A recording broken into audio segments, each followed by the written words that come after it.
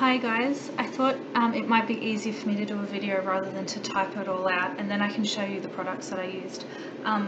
There was a post on the group the other day with people having a bit of a discussion around p.gangrenosa, and I wanted to share my experiences having that and how I treated it. After my surgery, my ileostomy surgery, it must have been within the first month of having the surgery, I started to get like an ulcer just underneath where my stoma was coming out of my tummy, and had gone back to see the surgeon and the stoma nurse and everything like that, and they started treating it with Aquacel. So we were dressing it with Aquacel, and that was about it, keeping it clean with saline water and just changing it every day. It wasn't getting any better. And there was some other issues that I had going on as well. I ended up going back into hospital and having it debrided, where they opened it up and the surgeon actually cut away a section that was infected because the tissue was really dead and it was quite gross. And then went back to treating it with the Aquacel again. Aquacel is a type of dressing. It's like super absorbent, and it turns into this sort of jelly. Anyway, that was going on and on. It was months, to be honest, and I was back at my house at the time. I was living in Traralgon, out in the Latrobe Valley, and my surgeon and my stoma nurse are back here in Melbourne, so I didn't have easy access to them. I have a really good friend who is, originally she was a surgical nurse specialising in wound care, and one night I was having a problem with my stoma. The part of the wound, it had started bleeding and I couldn't get it to stop bleeding. It was late at night. It wasn't something that I felt was an emergency room situation. I just needed some advice. And nurse on call I find to be useless, which is just my opinion. All they do is tell you to go to the ED, and I'm like, well, anyway, so I called my friend. She came over and helped me redress it, and she said to me, well, can I give you a couple of suggestions?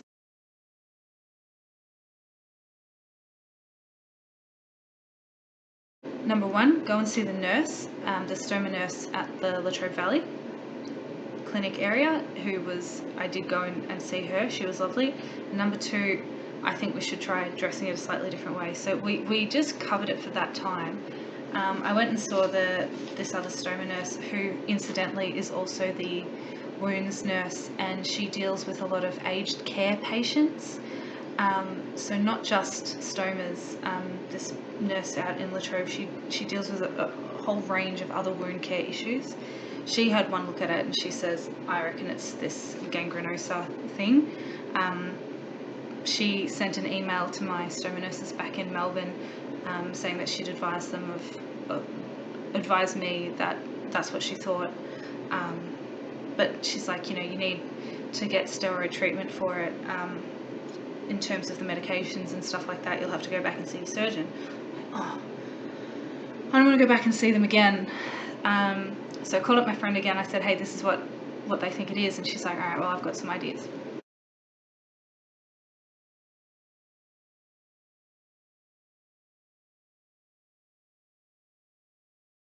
So number one, we cleaned it up. We didn't do any more debriding. That was probably one of the worst things that we could have done for it. It set the healing back a fair while, in my opinion. The first thing we've used was this product here. I don't know if this is coming up as reversed in the video, but it's called Inodine, and it's a non-adherent dressing. And basically what it is it's like this net. It's like a mesh, and it's covered in iodine.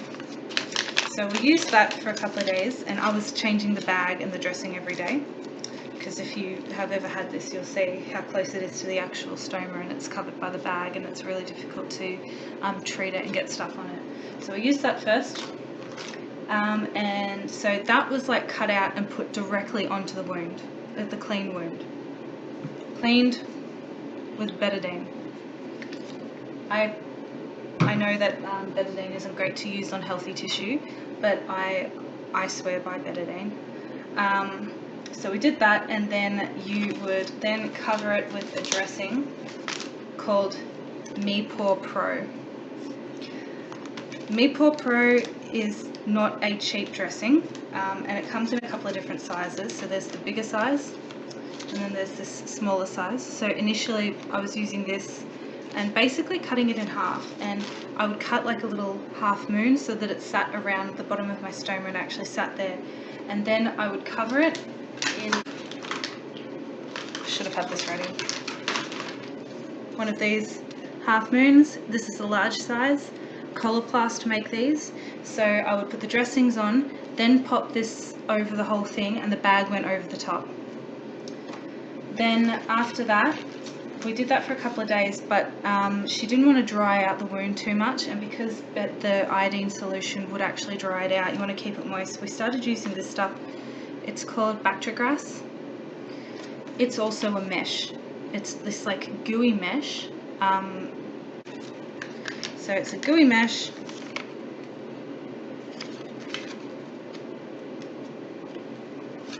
don't know if you can see that. So you cut that out to the size. You can see, like in the past, I've cut bits out of it. So you cut it out to the size that you need it, and you put it directly onto the wound. And then you go back, cover it with this MePro Pro. It's waterproof. If you find that it's not sticking, then you're putting that on the top of it, and that's effectively what I did. And that was it. I just kept going at it and changing it every day, and the wound, it just started to get smaller and smaller, and in the end it was like, so it started off like really big and it was quite long, and then it was just smaller and smaller. It got down to the size of like a 5-cent coin, and I only had to put a real little bit on it, so that's why I moved over to a smaller bit. Again, using my Ostomate betadine to clean it, just to clean the wound. I'm not cleaning the whole stoma site with it, I'm just cleaning the wound with that. I was also using just general products as well, so my stoma powder and just